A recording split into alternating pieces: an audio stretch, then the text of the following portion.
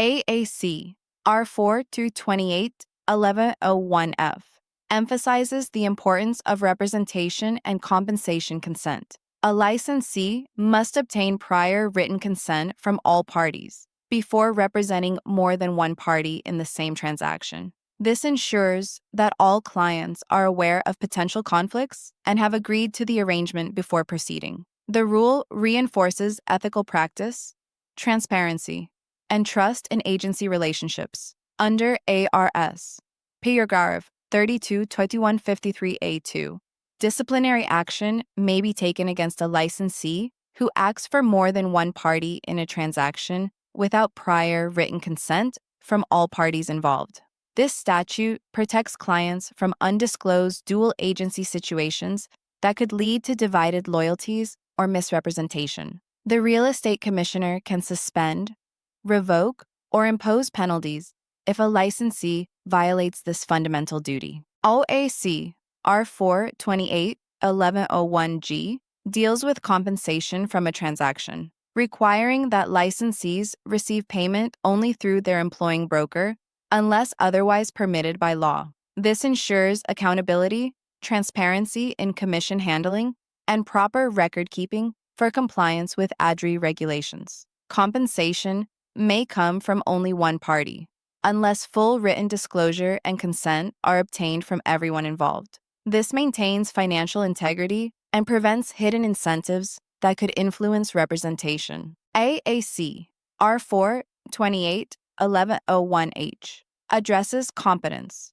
a professional obligation requiring licensees to act within their areas of expertise. Agents must only engage in transactions for which they possess the necessary knowledge, experience, and skill. One recognized area of competence is geographic area, meaning licensees should not represent clients in markets or regions where they are unfamiliar with local zoning laws, water rights, subdivision rules, or community-specific regulations.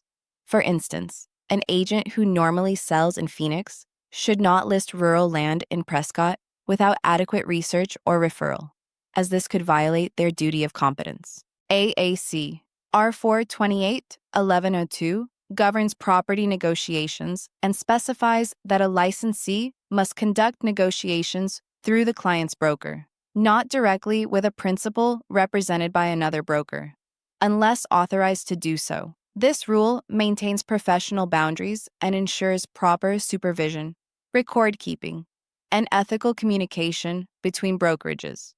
Property types and related statutes. Single-family home sales include residential properties intended for one household. The following financing and ownership categories fall under this section. Owner-occupied your primary residence. ARS, Year 42, 2053. This statute defines residential classification for property tax purposes. A home qualifies as owner-occupied if it serves as the primary residence of the owner or their family. Owner-occupied status typically results in lower property taxes. FHA financing. HUD.gov. Federal Housing Administration loans allow buyers to purchase homes with lower down payments and flexible credit requirements. The property must meet FHA appraisal standards and be the borrower's primary residence. VA financing. The U.S. Department of Veterans Affairs offers guaranteed loans for eligible veterans, active duty service members, and surviving spouses. VA loans often require no down payment and limit certain closing costs to protect the buyer. USDA financing.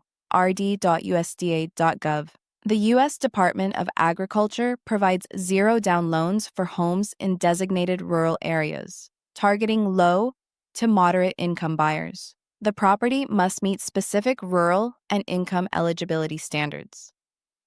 Cash transactions. These require no financing and often close faster, but the buyer must still provide proof of funds. While simple, licensees must still verify clear title and proper transfer documentation.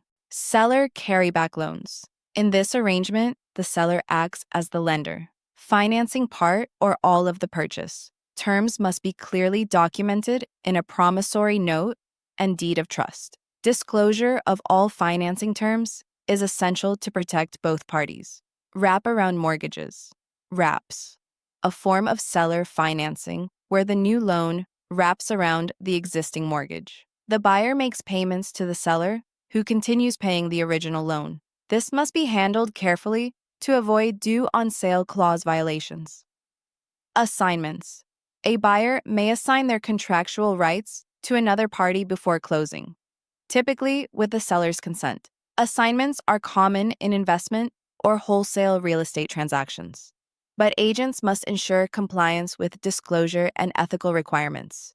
Multi-housing units, 4 or fewer. Residential properties containing up to 4 units, such as duplexes, triplexes, and fourplexes, are considered residential for lending and regulatory purposes. Properties with more than 4 units are classified as commercial and may require different licensing and financing procedures. Condominiums, ARS, paragraph 33, 120210, are defined as real estate where ownership includes an individual unit and an undivided interest in common areas, such as pools, hallways, or parking lots. The Arizona Condominium Act governs their formation, operation, and resale disclosures. Agents must ensure buyers receive the condominium's governing documents and financial statements before closing. Cooperative, co-op.